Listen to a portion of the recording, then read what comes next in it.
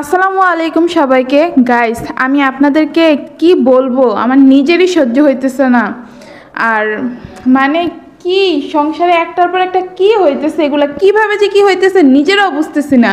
মানে কি থেকে কখন কি হয়ে যায় আমি জীবনেও দেখি না সংসারে এইভাবে একটার পর একটা বিপদ লেগেই থাকে। মানে আমি মানে এই কয়েকদিন যদি না দেখতাম আসলেই আমি কখনো বিশ্বাস করতে পারতাম না যে মানুষের সংসারে নাকি এত মানে অশান্তি হয়। আমার মনে হয় না মানুষের সংসারে হয়, একমাত্র আমাদের সংসারে এতটা মনে হয় অশান্তি হয়। কী কারণে হয় আমি জানি না। তো মানে এটা আমার মনে হইতেছে কি দিনের পর দিন আমার একদম সহ্যের মাত্রা পার হয়ে যাইতেছে। তো না পেরে আপনাদের কাছে মানে এখন আমি সব কিছু শেয়ার করতেছি, যেহেতু সব কিছুই শেয়ার করি, কোনো কিছুই বাদ রাখি না। এই কয়েকদিনের হচ্ছে ঝামেলায় আপনাদের কাছে এই কথাগুলো আমি শেয়ার করিনি, তো আজকে করব। তো আপনারা তো জানেন আমাদের 203-এর মধ্যে একটু সমস্যা ছিল, তো সেটা কালকে আলহামদুলিল্লাহ ঠিক হয়ে যায়, ব্লগে আপনারা দেখছেন। কিন্তু জামাই এদিকে হচ্ছে একটা ঝামেলা করে যে সে আবার হুজুরের কাছে যায়। তো সেটা নিয়ে হচ্ছে আমাদের 203-এরই অনেক হচ্ছে দ্বিমত ছিল যে কেন আপনি আবার ওই হুজুরের কাছে যাবেন। একবার তো তার ভণ্ডামি ধরাই পড়লো যে সে উল্টাপাল্টা কথা বলে, মানুষকে নিয়ে কোনো কিছু না শুনে নিজেকে নিজে অনেক বেশি জ্ঞানী ভাবে।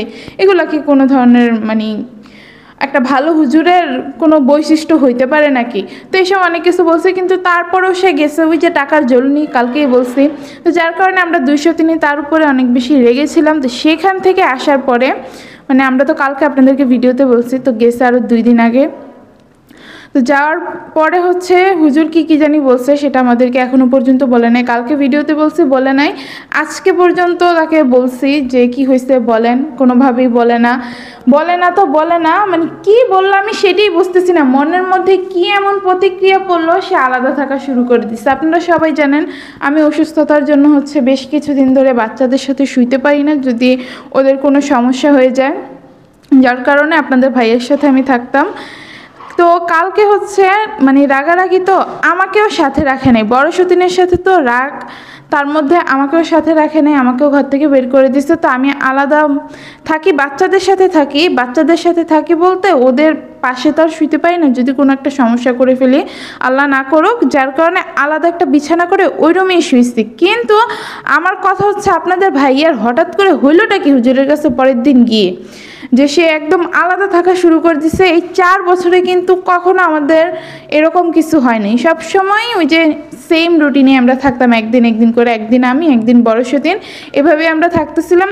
এখন 2 দিন ধরে বুঝতেছি না। তো সেখান থেকে আসার পর আপনাদের ভাইয়ার আবার জ্বর, প্রচণ্ড পরিমাণে জ্বর।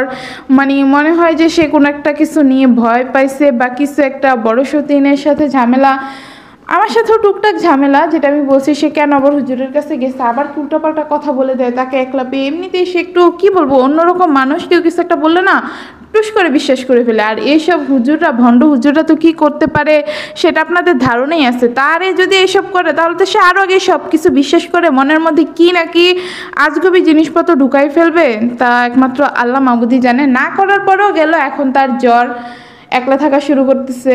মানে কী সব সংসারে অশান্তি, আমাদের সাথে সারাদিন রাগ দেখায়। তো আমার সাথে যেটা বললাম, আমার সাথেও টুকটাক রাগ, কিন্তু আমি হচ্ছে রাগ করে থাকতেছি না, কারণ এখন বড় সতীনের সাথে রাগ, বড় সতীনও তার উপরে রাগ। কালকে বলছে যে সে কেন গেল, সে কি তাহলে আমাকে সংসার থেকে বের করে দিতে চায়? না হলে কেন আবার এই ওই মানে ভণ্ড হুজুরের কাছে যাবে এসব কথা শোনার জন্য? সে তো আরও বাড়াই বলবো। পরের দিন যখন যাবে তো হুজুর তো বুঝে ফেলবে যে না, ওরা হয়তো বা আমার কথাটা গিলছে, এখন ওদেরকে আরও বেশি করে কিছু বলে দিই যাতে সংসারে একটা ঝামেলা হইতে পারে। তো এটা নিয়ে বড় সতীনও ওনার উপরে প্রচণ্ড পরিমাণে রাগ।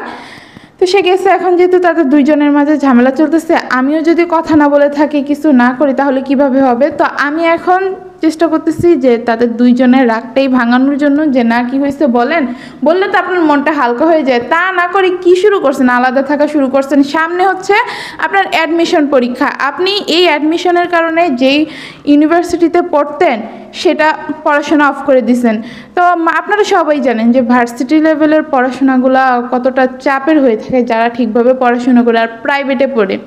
তো ওইগুলো হচ্ছে প্রাইভেটের পড়া আর পাবলিকের পড়া কিন্তু মানে কি বলবো, প্রায় সেমই।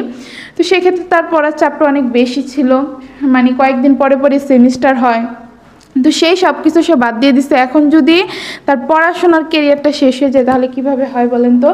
এইসব করতে করতে সে পড়াশোনায় একদমই মনোযোগী না, আবার উঠে আসছে প্রচণ্ড পরিমাণে জ্বর। তাহলে মানে আমি কি বলবো আপনাদেরকে, আমার কথায় আটকে যেতেছে।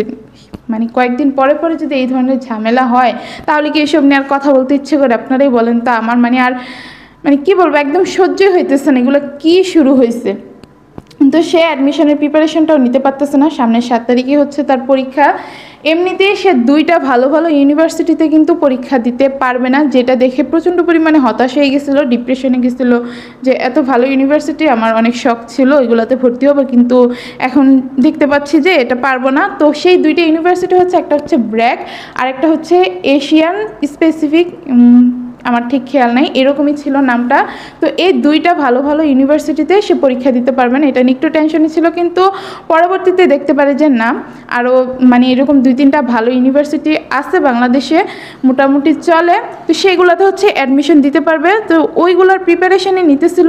এখন সে যদি তার নিজের পড়াশোনাটা ছেড়ে দিল, প্রিপারেশনটা ঠিকভাবে না নিতে পারে, কোনো জায়গায় চান্স না পায়, তাহলে তো তার কেরিয়ারটা এখানেই শেষ।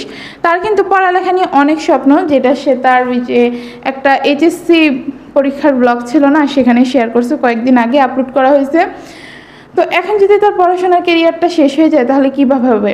আর এভাবে যদি সংসারে ঝামেলা করে, ওদের কয়েকদিন আগে বড় সতীন ডিভোর্স নিয়ে কী পরিমাণ ঝামেলা করলো, এখন আবার জামাই। আমি প্রচণ্ড পরিমাণে ভয়ে আছি গাইস, যে আমাদের সংসারে ঠিক কী হয়। আপনারা সবাই প্লিজ দোয়া করবেন।